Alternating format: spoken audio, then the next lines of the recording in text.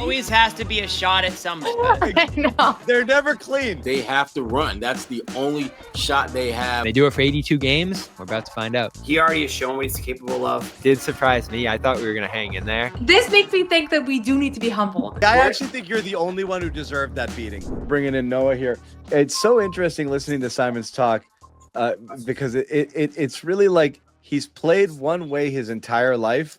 And then he's like, oh, I'm supposed to do this instead. And he's like figuring it out in real time. He's just always been, the type of scorer that he's been, with no really regard of what's going on around him. It's like, my job's just to go out there and get buckets. And it's almost like he's had a governor on him, like keeping him from playing full tilt all the time. He's like, I don't know, this is the hardest I've ever played in my life.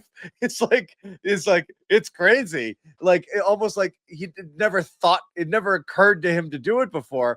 But like you see it happening. You see it with, it's not complete, Noah, but like that, the defensive effort is there. The way he's learning to play within an offense and not just get the ball and jack it up there. And again, the box score tonight's not going to be friendly for the, to try to make that point, because he did hoist 21 shots and wasn't very efficient, 7 for 21 shooting. But it is interesting how he's almost like relearning to play basketball coming over here in Boston. Yeah, and I said from the beginning, for all the discussion around his defense, it really hasn't been that bad. Like, he's had his moments, but I don't think he's been a negative defender. So I've been impressed by him, and not a good shooting game tonight, but the plus 23 and 29 minutes, it kind of matches the eye test. Like, they looked better out when he was out there, especially because the offense got stagnant at times, and even when he didn't get it to go, he can create his own shot literally at any second. So he certainly helped them. Yeah, and his ability to create shots, I think, is something we certainly expected. But there was the perception that ability wouldn't mask what his defensive deficiencies were, and as you pointed out, Noah, that just hasn't been an issue. He's been a solid defender, not spectacular, but solid. But when you have the kind of offensive game and the ability to score in so many different ways and different levels that he has, solid defender makes him a plus defender in my mind. When you look at what he can do offensively. And that's what they need. They need guys who, when they get on the floor, can be more of a positive impact player than obviously average or below. So he's doing his job. John, you're muted. You're muted. Bobby, are you good? You're just kind of staring into the abyss down there. He is good. Okay. We spent an inordinate amount of time on Ugo, but that doesn't mean there's not more of an opportunity. And Sherrod might jump out because he's had his fill. So Sherrod, we'll say bye to you, and we'll keep it here with Bobby and Noah, guys. And let me Sherrod. Sherrod's got stuff. Look, we can talk about this game a million different ways. I think this best quarter they've played all year in that first quarter, both sides of the ball in terms of the energy and just, the shot making was phenomenal there. You can talk about them, losing a 24-point lead in 10 minutes. You can talk about the last 3 minutes of the game where they went ice cold, turning the ball over there. Joe's decisions about, the inbound play and kind of putting them in a weird position there late, not calling a timeout when Philly was pouring it on. All of those things would have been what we talked about if they lost, but they won, and it was a gritty win. But when you look back on this game, you're going to probably remember it as the Ugo game. This was the Ugo game. All right. That's how I look at it. This was the game where Ugo was the thing that you looked at and just said, he's a nice element, right? Just give us that. That is exactly what you need. And you've made some good observations throughout the season, Noah, about how White, Brown, Pritchard, those guys are going to be part of the defensive pressure, right? Big parts of their defense as a whole, but they're also shouldering massive offensive loads too. So who can be guys who just focus on the defensive energy, who can spend time on the Maxis and Mitchells and those guys of the world, and let White, Brown, Pritchard get their break. And that's what his role has been, Ugo. That's what Josh Minot's role has been. He starts this game on Maxi, and he doesn't score until 7 minutes in. So it was Minot at the beginning. It was Ugo at the end. And it's nice, again, like we've talked about the last couple games here, to know what everybody's role is this soon. Again, John, we thought that the rotation would take months, if not all season, to set here. And I feel like 6 games in, we already have a pretty good idea of where everybody's playing, what everybody's doing in their minutes. Maybe closing lineups changed a couple times here. Tillman tonight and Garza at times. They've mixed and matched that unit a little bit, but through the course of the game, they know what they're doing in terms of who's playing and when right now. I feel like Noah and I thought that they would shorten it sooner than later, and it feels like they have. It's just is Ugo Not part short. of this thing? Yeah, is Ugo I part of this didn't thing think or they were not? going to shorten it. I just think things are still going to change. Like, I don't think Chris Boucher is going to be a DNP all year. Maybe he will, but I think there's still some flexibility with what remains. But it's at the end of the day, like, you do want to have Josh Minot on the starting lineup versus that fifth spot being open and different every single night. Like, at the beginning of the year, that was really a rotating spot. So I still think it's going to be a big rotation. Like, the 11 guys, everybody likes it. Like, I asked Joe about it post game. He said, that's kind of what they were going for. Jaylen said it makes it more fun for the team to just have guys rotating in and out. It keeps everybody engaged. And you're seeing everybody's bringing in a different element to this team. So it's not even just to be like, oh, we're all equally mediocre. It's like there's in different moments. It makes sense to play different guys. They might be equally mediocre, but again, each person brings But they have different different things. strengths. Yeah, like tonight, the Tillman is a great example of it. Like I don't know if Boucher's in the doghouse or if he's going to be in DNP forever. And there's lots of games Tillman's not going to get a single minute. But tonight, Joe recognized something that he saw in the way Keita was defending Embiid and didn't like it. So he mirrored Embiid's minutes with Tillman. This is a weird Keita game. Yeah. The rest of the way. Well, it was weird. Embiid In the beginning, he was playing him well. When Embiid started facing him up a little bit, I think it got a little worse for Keita. Embiid was back tonight. He was so active early and he was blocking shots, and I really liked what he got. But there's something there just in terms of the way he was defending Embiid didn't sit well with Joe. So he pulls the plug and he goes with Tillman. That was the right button to push tonight. I guess on the Ugo conversation, I just want to ask is, I agree, Noah. I think they are going to mix and match at the bottom there. You're going to have your 7, 8, and then guys 9, 10, 11, whether they go that deep or which guys they play. That might change up, I think, for sure. But I guess the question is Ugo going to be a victim of that, or should he be guaranteed some minutes every single night? Because I want to see it. Both in terms of in the development, but like a night. That's where he should be, right? Yeah, I think it'll be around 15 minutes a night. Like, I don't think you're going to see him Give playing me a break. because do you have a problem? Perfectly in line with your prediction, huh? Well, he played 14:33 tonight, so what can I say? I watched preseason. I think at the end of the day, like, he still has his limitations. Like, he is Give me a break. offensive. Yeah, I don't know what you want. That's literally what he played today. I know, it's just funny.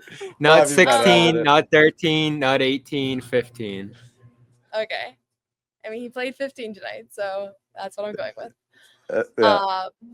But in any case, I think there are still limitations to what he can do offensively, that there are going to be moments where they might need Sam Hauser spacing. And even if Ugo can bring them a little bit more energy and defense, obviously, it's not going to be enough to keep him on the floor for 30 minutes. But the offense is also going to come around. Like, I haven't seen him be like this lost offensive player. His shot looks fine. He made his 3 tonight. And so I wouldn't be surprised if in a few months he's not like a big negative on the offensive end. That's the question. But I really do like how different guys are coming in at different moments, because Embiid is the kind of player where you have to be super disciplined to guard him. And Tillman is the more disciplined defender between Keita and Tillman. Keita has athletic advantages that Tillman doesn't have. But with Embiid, it's like you just have to be so laser focused on his tendencies and not fouling and doing those little things. And I think that was a really good substitution. So, yeah, and I thought Luka Garza's minutes were good too. Like, each of those guys are bringing a different element to the table. And Joe has been increasingly good at identifying like when the moment calls for Luka versus X versus Nimi. Yeah, so far so good. And again, hats off to everybody for the contributions they made. The bench was huge in this game. We're looking at Garza's stat line right now. Yeah, I could live without Garza, and I just can't say anything bad about him right now. Like, he's just been, his minutes, he's giving you everything he's got, and you're getting productive minutes out of him. And so, again, I think Joe's doing a pretty good job pushing the buttons here. I think it's, there's going to be times where you're just like, when they go cold like they did when they blew that 24-point lead, and people will be like, Joe, come on, switch it up. This is a bad rotation. But again, it's a roster with limitations. There's always going to be something someone can't do on the floor, because these guys are not last year's team. I don't think you can be squeezing a lot more out of these guys right now than they are. Pretty much across the board. Pretty amazing what they're getting from everybody up and down the lineup here. And again, just how quickly this thing has come together amazes me. And you heard Joe after the game, John. I couldn't get a good read on how he felt about this one because his comments were pretty plain and to the point.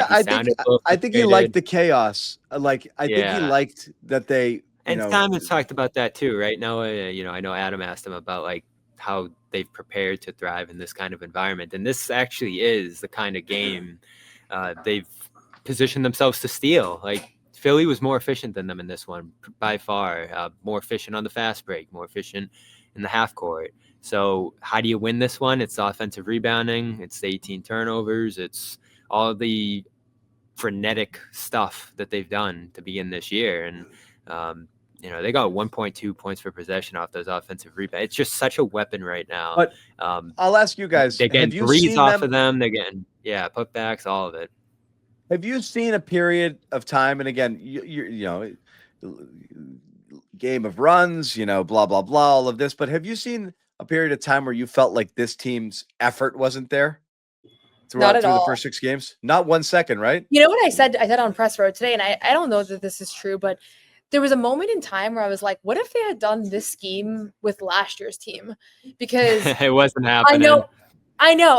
And it's tough because it's like those guys were older, but like still use your depth. But then at the end of the day, you still have like Drew Holiday and Jason Tatum and KP because this style of play. Well, John's mentioned it. Lamar Stevens of the world, the O'Shea, like we've been waiting for those guys to get involved in different moments. Even Tillman, when he first got here, got buried pretty quickly. So they haven't tapped into that depth consistently to begin Joe's career. That's the change in Joe. Joe does not trust people. Meaning you got to check a lot of boxes for Joe to feel good about giving you time, right? But he doesn't have that luxury with this team. So, you saw the tough love in the way that he coached and the things that he put emphasis on and that press, that blow up that he had about the rebounding and, 5 guys who can rebound, 5 guys who can rebound. And he's clearly like, there's a couple things I need you guys to do. And that's all it is. Are you guys all right? You're being kicked out. I think we're good. No, good. Okay. But he has to trust people that he might not necessarily have full trust in because there's just he has no options at this point. I think that's a big change in the way he's done it. But the reason they didn't do this before, Noah, is I just don't think that's Joe's MO. He really wants to feel like the guys out there are going to do exactly what he wants them to do at all times. And getting in that circle of trust was really hard. Plus, also, I mean, just look how deep they ran. Like you ran 9 deep once Cornette became a staple of what they were doing, not just a guy who might sneak in minutes. They were legit 9 deep every night. You didn't have an opportunity for a guy to step in and make an impact outside of that. With last year's team, unless injuries are shorthanded. And Josh and Ugo both provide a dynamic that they didn't have last year. Like as much as I love this style of play and I love the athleticism and the youth of it, like they didn't really actually have those players. I think those two guys, and that's why Jaylen said, I keep going back to this line because it just for some reason resonated with me, but like they really could have used a Josh in previous years. And now you're kind of seeing that. I thought that he just plays with so much energy and he's going to get better offensively. Like he had some tough misses in the fourth quarter, but he really saved them at points too on the glass and just defensively. And then Ugo comes in and does the same thing. Like it's really fun to watch, I have to say. No, I said that last year. Minot's exactly the type of player that would have been huge for them last year. And again, it's hard not to notice what happened tonight. Like that's exactly what happened. Is he's an imperfect player. He doesn't have a very polished offensive skill set. He misses 3 shots late. He misses 2 free throws. You're going to find yourself in that position. But you're going to find yourself in your position there, and you're going to lose some games probably because of situations like that. It didn't happen tonight, but like you would absolutely point to that and be like, well, that's what you've got with this lineup. It's an imperfect lineup. You got a guy out there, you got people out there serving one purpose, but they can't do this other thing. And you had Tillman Are you out there going for his offense defense or on defense Embiid. late? Yeah, Yep, you're going you're offense or defense tonight. late. You got to pick your poison, right? Right. So when you have Tillman out there and when you have Minot out there, and we're still, 3 games into the experience of starting Minot, wondering, all right, is the shooting going to compromise what he's doing in other areas? And it hasn't yet. Down the stretch, he missed a 3. That's whatever. The 2 shots from inside, trying to dunk on Embiid and pull up from like the elbow on the baseline were tough. So those almost killed you. But on the other hand, Tillman hits 2 threes, a layup. So he made up for it in being able to take advantage of his opportunities. And that's what's going to happen on this team among the other guys outside of the main 3. Like, are you going to do enough across a multitude of guys to combine to, one overall effort out of that group? Because Minot was not good enough offensively in this one, but Tillman came through down the stretch. Simons was able to do enough in his role by putting up the volume. And that's why I didn't have a problem with how he shot, because they just needed volume out of that spot. Garza was good. Ugo, we mentioned. So there's enough there collectively, it looks like, to be able to put out a good effort off the bench. That's a lot of bench points up and down when you look at it. And obviously they dominated those bench minutes in this game. So it was interesting to see a bench that really struggled and really cost this team to begin the year actually decide this game in the other direction. Because Philly's starters outplayed Boston's starters, I thought, pretty decisively start to finish. The bench came through and won those minutes massively and flipped this game. And this was a hard game to win. I said coming into this week, can you win 2 out of Cavs, Philly, Houston? And they've done it already in the first 2 games here. So super impressed. I feel like we're sitting here so much further along with this team than we thought we might be at this point. So I'm impressed by that. And I texted you during the game, John, like, is it too soon to say like this team might actually be pretty good? Like, I'm blown away by the defense. The offense has had its ups and downs, but they're figuring out stuff that, like, this is just such a well-coached team. That's what you take away from watching them every night. Like, the coaching's just on it. And credit to Missoula. No, I'll ask you. Was it too soon to say they were a bad team after 3 games, and is it too soon to say that they might not be a bad team after 6? I think I feel about this team exactly how I thought I was going to feel heading into the season. And I don't think, like I always say, like, I'm not going to overreact to hot shooting the same way I don't want to overreact to cold shooting. But through 3 games, they did not look like a bad team. That's the thing. And I know everybody hates like the positivity shtick, but like they just didn't. They had a lot of good stretches of basketball and a lot of things that you could see were coming together, and they just didn't do it enough. Well, here's the thing. Here's where I got stuck on that though, because like the Knicks game was so bad that you're like, uh-oh. Not really though. They lost by 10. Like they came back. But they lost by 28 and a quarter. Yeah, but exactly. It was just one bad quarter. It wasn't like they looked completely lost against the Knicks from start to finish. They had some really good stretches against the Knicks. I rewatched that game 3 times for some reason. I forget why, but the more I sunk into that game, the more I was like, it was just a disastrous quarter. I'm not going to judge it. It was, but I thought the Knicks played a bad game and still held them at arm's length the whole way through. And that's the Knicks, right? So to Bobby's, and the Knicks are now 2-3, by the way, and the Celtics are 3-3. But to Bobby's point, the Knicks game to me signified what I thought the team might be, which is just simply not enough talent to win some games. But that's proven wrong here over the last 3, which is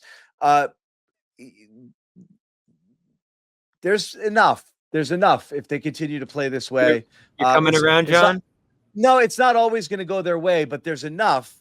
I was really dubious that you would get what you're getting out of Minot right now. I thought that was I thought there was a lot of blind faith being placed in things. We have to see it. And that was really more my thing is Minot's going to be great. Why? Because we watched him a little in the preseason. Like that could have translated to crap in the regular season. You don't know. You didn't really know what you were going to get out of a lot of guys. And so that's why I was dubious here. But now you're seeing it in the regular season. And you're like, if they play this way, they can be competitive, and it's changed my thinking. It's at least in terms of that. From a talent perspective, I still think you're going to lose a lot of games. Simply, it's because the stuff that happened tonight, which is like, well, you got these guys out here, and they went ice cold, and they couldn't score in the final 5 minutes. Stuff like that's going to happen, and we're going to be like, well, that's who they are. So it hasn't gone away, but that's kind of it's definitely changed my thinking in terms of I also was worried it was a little pie in the sky. We're going to play fast. We're going to do this. We're going to do that. I'm like, great, let's see it. They're doing it. Well, let me backtrack real quick, because like the Knicks game was one thing, you mentioned that, but then to go into Detroit, play perfectly to start, blow it by looking like you can't rebound at all. Like that's where I'm like, okay, is there just not enough here, like in certain areas, to be able to win games? Like I think that was pretty natural coming out of that game. But in terms of the confidence you're talking about coming out of camp, and I don't know if this is how you felt about it, Noah, but to me it was less about blind faith in a Minot, blind faith in a Keita, who I obviously had a lot of faith coming in with, but acknowledge hasn't played. A lot of guys just haven't played here.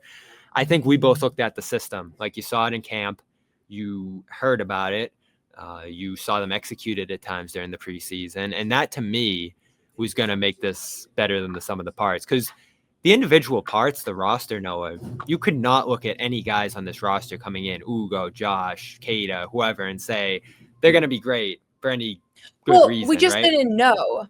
But that's the thing. That's why, like, I think earlier it would be blind faith. There's not great evidence of it. But it's also like the opposite of blind faith to just say this is the worst front court rotation in the NBA, because we just don't know yet. Like these are guys that haven't gotten those opportunities. We don't know. Yeah. I mean, that's what we're learning, right? I mean, like, you knew. I didn't know that Josh Minot was going to be good. He didn't do much in Minnesota, and like now he's looking like a real player. It was safer to assume it wouldn't be good because no one had been good before. It wasn't just like, it's not like rookies. Like, it's not like you've got like, a guy who was basically a red shirt rookie last year, like a Shireman, but had high potential and a high draft pick this year, and be like, let them work their way in. You had guys who were lower draft picks and or journeymen that were cobbled together based on that's what you could afford. You had a track record of what these guys are in the NBA. While they hadn't been given opportunities, one of the reasons they weren't given opportunities is because they weren't good enough to earn those opportunities. So it was easy to be like, damn, man, are you kidding me? Everybody else's castaways and retreads that were left at the end of free agency, that's going to work over here. That's why I thought it was blind faith. Here's the way I look at it. The Celtics went out and got Josh Minot and Luka Garza 2 minutes into free agency. Those were the guys they wanted. They have a better ability to pick those guys than 90% of teams in the NBA. Like, that's just the reality. They do because of the organization. They do because of Brad Stevens and Joe Mazzulla and like having a championship pedigree. And they did because those guys knew there would be an opportunity in Boston. So it was a very lucrative place to go this summer. Like, I've talked to people around the league. They had their pick with those two players. And so we might look at it like, and they picked two guys that were DNPs last year. But that was their pick out of minimum guys, Noah. Yeah, but a lot of players want minimum guys, and a lot of teams want minimum guys, and they don't have the same selection. Like that's so I don't know Josh Minot's game. I'm the first person to admit that I did not know what to expect with this player. But I had a little bit of faith because this was who the Celtics wanted at the beginning of the offseason, like that, And Chris Boucher was in a different situation. But those two guys. No, you're right. It's a good point. But do you think, Noah, do you think that do you think that the Minots and Keitas and these guys are actually giving them the individual efforts that are exceeding those expectations, or are they just fitting into a system here that's getting the best out of these guys? I mean, both, but Josh Minot is 3-0 as a starter on the Celtics team, and he's given them great stuff defensively. He's given them great stuff on the boards. And at the same time, you think you're seeing other guys. Luka Garza is giving them really good minutes. Like, I didn't know what to think about Luka Garza. I know he barely did anything in Minnesota, but you're seeing he's doing good stuff in his minutes. So that was the X factor. And I'm not going to pretend like I was an expert on these players, but just the fact that they were so high on them and they went out and got them. And then all we've heard from the beginning of camp is this camp has been like a boot camp and everybody's so bought in. And what I asked Joe about pregame is the same thing that Jaylen said. And that's that they're seeing guys learning really, really quickly in the film room and immediately applying it to on the court. I'll say that. Yeah, for sure. Yeah. Jaylen brought that up on his own accord, and Jaylen doesn't say things just because they're the politically correct thing to say, as we know. Like, he went out and said, I believe in these guys, because I asked him about it in Detroit, but I believe in these guys because they are, we're seeing them learn things for the first time. They're young players. They've never been in the NBA before, never gotten real rotation minutes.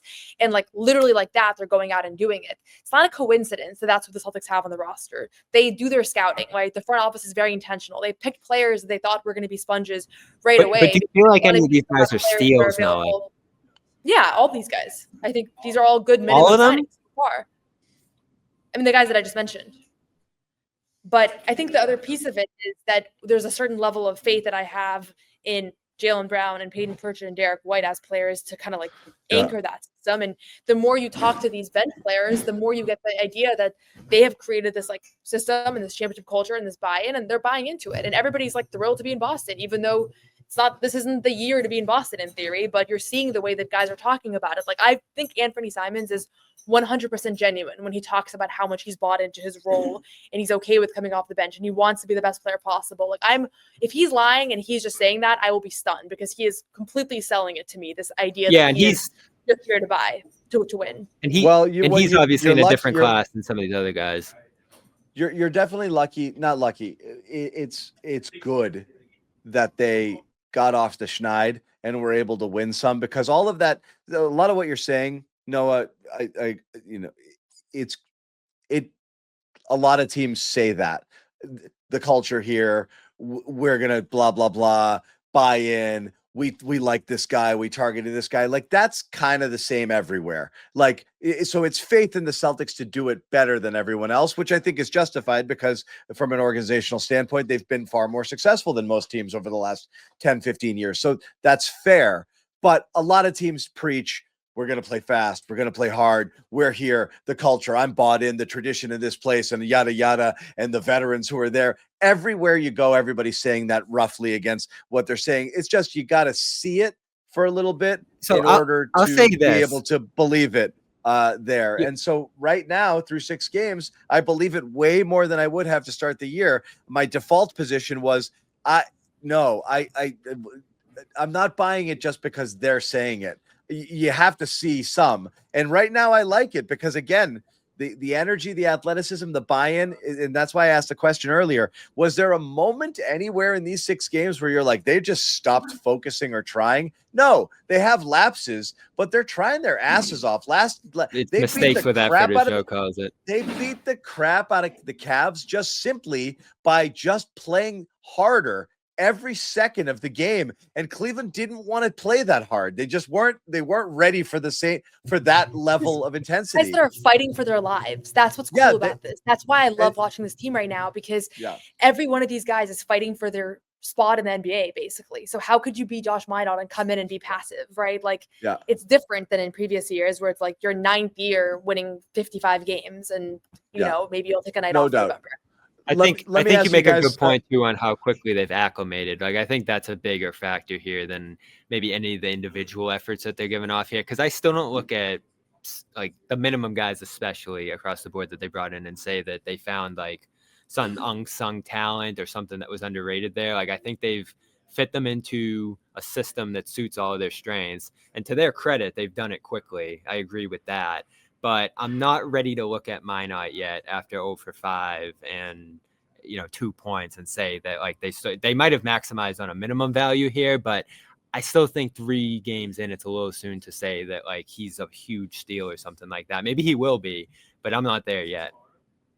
Yeah. A couple questions for you guys before we wrap it up here. Noah, again, I know you've been tracking this because it's your guy, and you were tweeting Pritchard's efficiency from 2-point, and once he gets that 3-pointer going. But again, he didn't. And I said it earlier in the show. I'm not worried because they're good looks, but it's getting gross right now in terms of the shooting, almost inexplicable at this point. What do you think is going on? Just a bad stretch?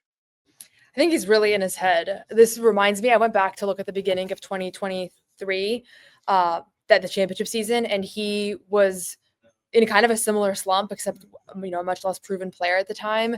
Like, it is kind of wild, like 1 for 9 in this one. Like, I don't know exactly what the solve is. And in a way, it's kind of this weird tension, because I kept thinking to myself, like, maybe don't even shoot these threes because you're getting really good looks inside.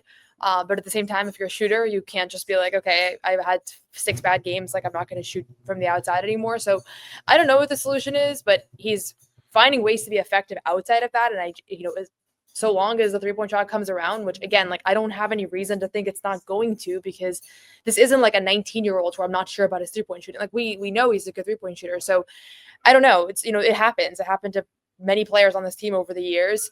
And both him and a little bit Derek, to a slightly lesser extent, but I think he was really in his head tonight too. just as far as like visibly getting frustrated at misses and things like that. Like I have to think those guys' shots are going to come around. Like I'm not seeing anything that's making me think it's not going to. And this team's going to be better. And Jaylen brought that up post game too, that like when Derek gets going, it's going to be a different team too. So I don't know. I don't react to shooting slumps unless it's an unproven shooter or it's been like 4 months where now it's like, this is just a shooting season. Let's flip it a little bit. As inexplicable as Pritchard's cold start has been, and Derek White, to a lesser degree, but certainly he has not gotten off to a good start overall offensively, not just from three. Jaylen Brown, I'm not a shot doctor, but again, the level of efficiency that he's playing with is off the charts. And again, 4 of 7 from three is basically 50% from three this year. What's going on here? And again, we can all agree he's still not 100% physically. Yeah. He confirmed exactly what I thought was going on. So I was excited by his answer today. I asked him about his 3-point shooting. He's shooting 47% from three this year. Obviously, it's not going to be 47%. It's going to go down. But he's looking for his 3-point shot now, like aggressively so, because it's actually a good look for them because there's not 6 37% 3-point shooters on the team anymore the way there was in previous seasons. And with that comes like just a level of confidence that you're shooting the ball with. And not to make it about myself, but I have this all the time where when I play with like my dad and really good shooters, I'm not looking for my shot and suddenly I suck at shooting. And when I'm playing with guys that I'm like, actually, like this is a good shot for our team, you actually like shoot different. And I saw that in him. I didn't want to like lead him there when I asked the question, but it's exactly what he said, is that he didn't change like mechanics, but he's changing his approach. And it's just making it easier for him to shoot threes when that's a good shot now, not just like, I guess I got to shoot this one because I'm open because they're leaving me open. Yep. Yeah. The Noah theory. Amazing. I like it. I like it. It's yeah, great. I love the looks he's creating for himself. And it's pretty amazing too, because, he's taking the pressure of the defense. Like they're keying in on him. They're trying to stop him. They're trying to frustrate him and force him to turn over and all that. And I feel like he's handling it pretty well. As far as Pritchard goes, I do have him at 3 for 19 on wide open coming into tonight. So it is a lot of wide open looks. I got to look at tonight's too here, but it is weird. And it's extending a little longer here. You make a good point, Noah, that he's opened the season like this before. So I don't really know what to say about it. It's weird. He's doing other stuff. The pick and roll numbers are really good for him so far. The spot up numbers are pretty bad. So he's just missing shots. Even in isolation, too. The thing I really like about the start to his season is that bump move. He keeps pulling out against guys, just banging a guy out of the way, creating space in that mid-range spot. I love it. I'm trying to show that to my daughter right now. Yeah, I mean, he's doing it over and over. I'm like, watch, because she's smaller. I'm like, watch Pritchard. I was like, dude, you got to do this little shimmy. Give him the shoulder, turn it around, drop it right there. But yeah, it's I liked what he was doing. I'm not worried about Pritchard at all. I'm not necessarily worried about White, but I do want to see a little bit more out of him. And again, you got to like everything that you're getting out of the bench so far as well. Did they give you guys any Halloween candy in the press room? No. Did you have your first candy? If it wasn't for your skeleton, no. If it wasn't for your skeleton, I honestly would have forgotten it's Halloween. Oh my God! Noah got her Halloween gift though. Huge salad bar. But this was such a good pregame meal. Free salad bar. The biggest salad bar you've ever seen. Yeah. Good stuff. So that was Noah's Halloween. That's what Noah does on Halloween. Salad. Giant salad. So sad. Cucumbers. Anyway. Carrots. Artichokes. By the way, we ran a poll. Several hundred votes. Who should start, Pritchard or Simons?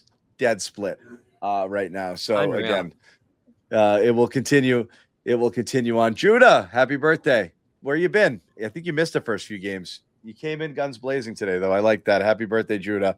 And thank you to everybody. Let me say real quick with Pritchard, too. Who watches the show. Yeah, go ahead, Bobby. There was a stretch in there. I'm trying to pull it up quick, but I think the Sixers had tied it, and he got an offensive rebound, a steal on consecutive possessions, and that pretty much pulled the Celtics out of trouble there. So, he was missing shots all game. Really had a rough stretch in the fourth, too, putting the ball in the basket. But, this is like the Tatum conversation we had a million times last year and in other seasons, too, right? Like, he's missing everything, but he's doing all the other stuff. The defense has been good. It's hard, and I kept mentioning it to Noah because I'm on the edge of agreeing with some of the Simons people, but I can't get there with how good the numbers look for the starters overall to begin this year, and when Pritchard and others are out there, and that he's doing all this other stuff too. I don't think you can bench him just because he's missing threes right now. I know, he started this game, 4 for 4 on twos. So he was hitting those. I said this earlier to Sherrod, and I don't want to have the whole conversation again. My only, reason for potentially swapping the starting lineup is because Pritchard is the 6th man of the year and was so effective coming off the bench last year. And, you wonder, it's like, does that suit him better just psychologically coming in and being the instant offense microwave guy and go, as opposed to whatever responsibilities he feels he has in the starting lineup and how that changes? I don't know. If there's any mental component to what's going on, or as Noah said, he's pressing, maybe it frees his mind a little bit to be doing that. But I'd also be afraid to do it because it might feel like a failure to be moved from the starting lineup in the year you're supposed to step up and take that leap, and you jump in, and after 6 games they're like, why don't you go back to doing that? Yeah. I feel like that would be a little bit of a hit Joe's for him. just So how Joe is. I with don't the want to do that mentality and mess stuff. with his. Go ahead, Noah. No, I was gonna just say I do think that his shooting slump is mental, completely. Yeah. Maybe a story on that soon, but I won't. I'll just tease that for now. But I think I do think that's what it is. And so the question is moving him to the bench gonna put him mentally in the right headspace of okay, this is what I'm used to, or is it gonna be Or you mess had a with shooting him? slump for 2 weeks, therefore you lost the spot that we've been planning on having you have all year? Because I think he knew going into the season that he was going to be the starting point guard. So yeah, I just think at this point it's premature. And if it was impacting other aspects of his game, one of the things that Joe said post-game is that he was really pleased with how guys were moving on from missed plays. They were missing threes and it wasn't impacting their defense. And I think for him specifically this year, I've really noticed that because he can be very expressive, but it has not affected other aspects of his game when he's missing shots. So that is, that's kind of where I'm at with it. And I know everybody thinks I'm super defensive of him. I'm really not. I just think he's a good basketball player. And I think that he's played good basketball this season. But he's been in an abysmal shooting slump, and it hasn't necessarily caught. I mean, these last few games are still winning. So Couple Don't of worry, shouts Noah, out. you can advocate for Pritchard. I got Simons back. it's not even that though. It's Simons took way more shots than him today. It's not even about I think people are overdue the bench starting thing. Yeah. Shout out. Jimmy Toscano couldn't be here today because he's hanging out. Look at Jimmy at the Boston Public Library, a cool little Halloween gala that they've got there. Jimmy, black with tie, black suit, zombie makeup, doing his thing, hanging out. So hats off. He did check in on the show to make sure that we were doing okay. So Jimmy will be back for the next one tomorrow night. We also want to tell you once again, go to our IG for instructions on a Jaylen Brown autographed finals jersey. It is a giveaway. Everything you have to do is there. You just got to follow us on Instagram. All the instructions are there. Follow along and enter your name into basically a raffle with a chance to win a free Jaylen Brown autographed finals jersey. Shouts out once again to our sponsors here at the Garden Report. Prize Picks, #1 daily fantasy sports app in all of North America. Pick more, pick less. It is that easy. Download the app today. Code CLNS. Get 50 in your lineups after you play your first $5 lineup. Once again, download the Prize Picks app. Code CLNS. Get 50 in your lineups after you play your first $5 lineup. And also shout out Omaha Steaks. Go to omahasteaks.com if you want to order for now or for the holidays a box of steaks. It's not just steaks, chicken, desserts, all sorts of sides, burgers. 50% site-wide sale going on right now. Terms apply, with some items having an extra 20% off plus $35 off. That's a pretty significant discount. $35 additional dollars off when you use the code Patriots at checkout. So once again, omahasteaks.com, code Patriots at checkout for extra $35 off. Guys, closing thoughts here as the Celtics win their 3rd straight to improve to 3-3. All is right. All is well. The Celtics might be good. All of those doomer takes from earlier, we can put them away. What do you guys have to say to close? I got one more in the backcourt. Noah, I have one question for you before we close, but go ahead, Bobby. Go. one more defend the backcourt guys before because they've been shooting pretty rough. 26 assists, 7 turnovers for White, 35 assists, 7 turnovers for Pritchard, and then 10 assists, 8 turnovers for Simons. So they're at least handling the ball control because Jaylen's 25-23 right now. That's been pretty rough, but those 3 guys have come through in that department. So credit to them there. Yep. No, anything? No, you're good. All right, let me ask you this question. If you were to have tried a single she was about to say something. Hold on. If you were to have No, tried a that's single Halloween candy in your life, which one would you have tried? I feel like I did try one in the since we last spoke about this, John. Oh, really? I think so. You can't remember? I can't remember. I don't think I would like candy, but I think I would like enough. Do you want to know my favorite vegetable? No, come on. I did not put that up. I don't know who put that there. I've been sabotaged. It's Amit in the background. He's a joker.